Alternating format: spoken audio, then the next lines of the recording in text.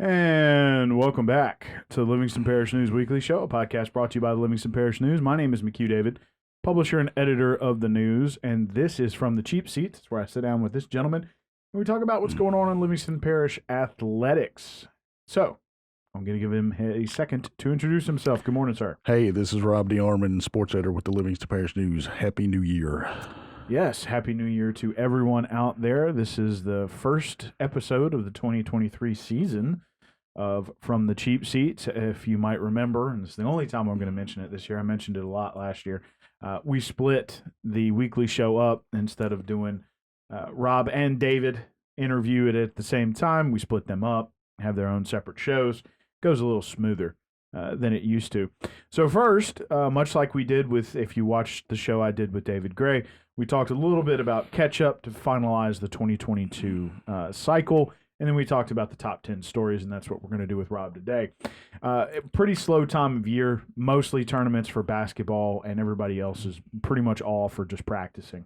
So we're going to talk a little bit about some tournament results, and then we'll get into the top 10. So have at it, sir. Just wanted to kind of touch on a couple of tournaments here. The Walker girls finished 6th in the Sandra Meadows tournament, which is in Duncanville, Texas. They got to play some nationally ranked teams there. And they went last year, and it kind of gave them a kind of gauge of where they are at this point. And you know, it kind of springboard them into, you know, what's ahead in district coming up here too. Just a good experience for them over there. And the other part, other key to the tournaments that were held last week, pretty much everybody was on the road playing. I think the only home game, maybe the Denham girls had a home game at the end of last week. But French Settlement wound up winning the St. Edmund tournament. They're a lot of good basketball being played by a lot of schools right now, just throughout the parish. And I'd be remiss to say, I think Albany girls moved to 19-0 on the season. They were up at West Monroe, I believe, last week. So it's just a lot of teams playing a lot of really good basketball. These tournaments kind of get them ready. Turns into a kind of a grind a little bit during the holidays, but it also gives them a chance to go travel and see different areas and play some different teams from around the state, kind of test themselves and see where they're at as programs right now.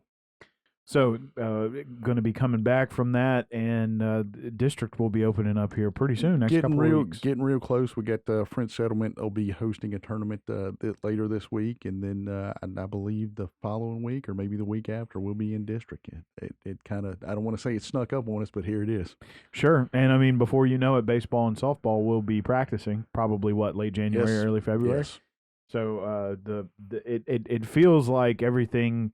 You know, we got plenty of sports going on in the fall, but it feels like everything's sort of dominated by that one game a week schedule for football. But then all of a sudden you get into basketball, and it's just like every day. I told somebody, I think over the break, football in the fall season's pretty much, that might be the easiest season because you get into a groove of, volleyball matches, and then you got football on Thursday or Friday, and then, but once you get into how things roll with the schedule with basketball and soccer and everything, it's you could be somewhere every night of the week if you wanted to. Sure. So that's what's going on with the winter sports season. It'll be hitting the final slide into March Madness, which usually comes in February, and then we'll of course be moving on to the spring sports. Getting into the top 10, this was basically, how far did these teams go in the playoffs, from top to bottom? Had a lot of great sports seasons last year. A lot of great sports seasons. One of the things I don't know if you'll have a chance to mention, David mentioned it as sort of part of the lifestyle deal. All the new facilities at Denham, of course, are beautiful, and they got a chance to play a playoff game there. Right.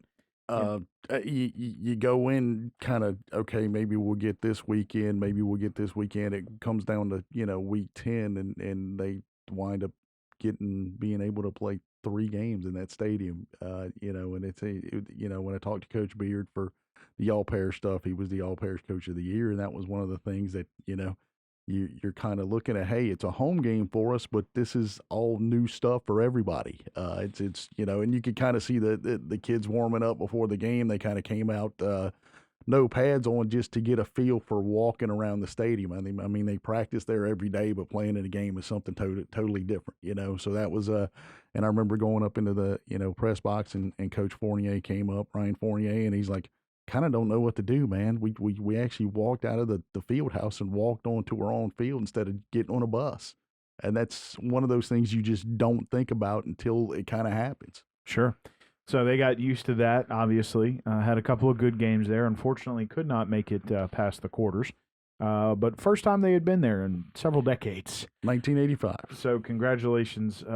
We talked about All Parish several weeks ago when they made the selections. But again, congratulations to Denham for having such a great season. And congratulations to Coach Beard on that honor. And, of course, all the Denham kids that were honored with All Parish positions. So let's get into your top 10. And discuss what happened in 2022.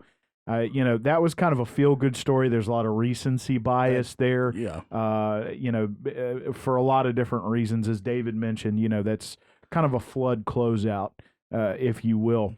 So Right. there were several other teams specifically. Do you want to go in reverse from 10 to 1? We can go. We're talking about it now, and that wound up being my number 10 story. I know it probably could have been higher, but like you said, I kind of, when I was selecting them, I kind of went by, okay, how much success did you have where you were? And I know some of these could kind of float. It just comes down to, I guess, personal opinion. Don't hold that against me. I'm just trying to sort it out. And like you said, there were so many just different teams and performances that we could have put in here, and some of them didn't make it. And I got 10. That's it, Well, let's run through it. Number 10 is going to be Denham Springs football, quarterfinals, first time since '85. That's well worth its salt. And some of these games that those guys won, you go back to Live Oak to Open District, that a 7-0 ball game for a long time, and then they kind of break it open. Number 9, I went with Walker and Doyle softball, put them both in the same spot. They both make it to the state tournament. Walker goes with a very veteran team. Doyle, on the other hand, I believe, if I remember, one senior on that team, so they bring a young team. So it's kind of two different dynamics there with those two teams.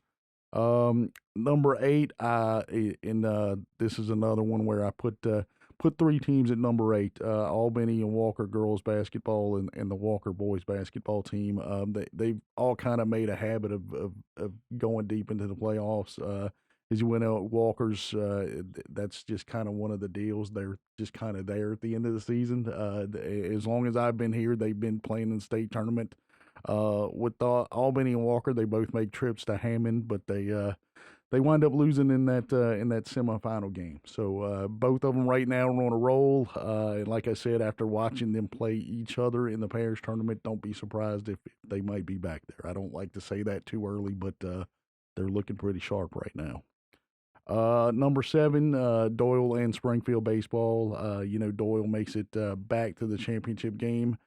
Things don't turn out well for them there, but you're there nonetheless. They played a very experienced Rose Pine team in that championship game. But the key for me here is Springfield makes it for the first time to the state tournament. They wind up playing each other, so we had to go to Sulphur to watch 2 teams in the same district play each other. Really good game. If you guys remember, last out, final out, still kind of a touchy subject for some folks. But it winds up being a great game, which we knew it would be going in.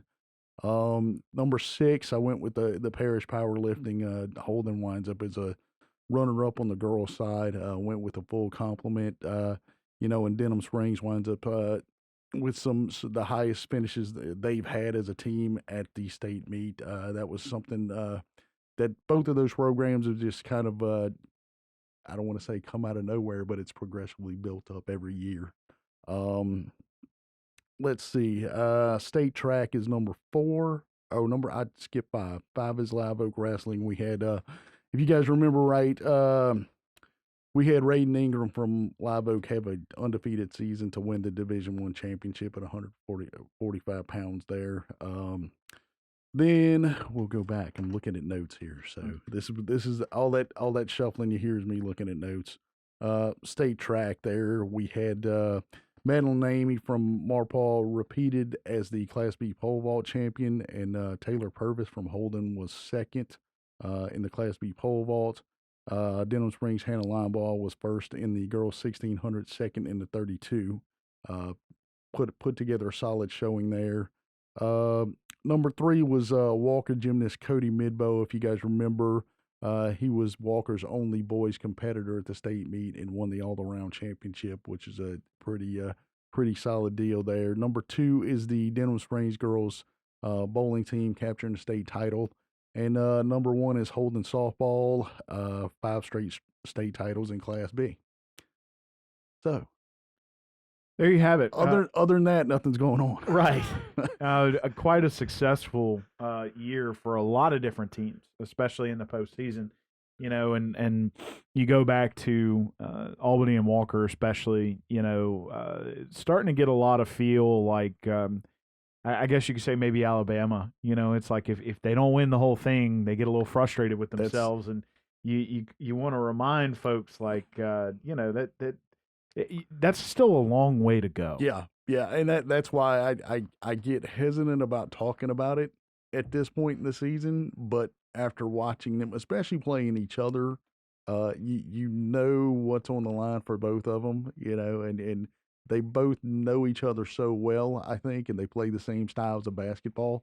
So that's what makes it even more special, I guess, when you see them play against each other. And you know, like I said, you don't want to get too far ahead of yourself, but they're both playing really good ball right now. Right, and so it's going to be very interesting to see how the rest of the season pans out. But congratulations to all those teams.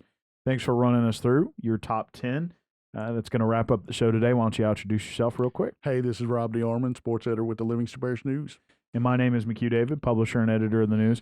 Appreciate you guys out there for joining us for the Livingston Parish News Weekly Show. This is From the Cheap Seats. It's where Rob and I talk about what's going on in Livingston Parish athletics. Please remember the news is on Facebook, Twitter, LinkedIn, Instagram, and YouTube. Once a week in print on Thursdays at $7 a month to get that in your mailbox. We're also online, www.livingstonparishnews.com. We appreciate you joining us one last time, and we will see you next time.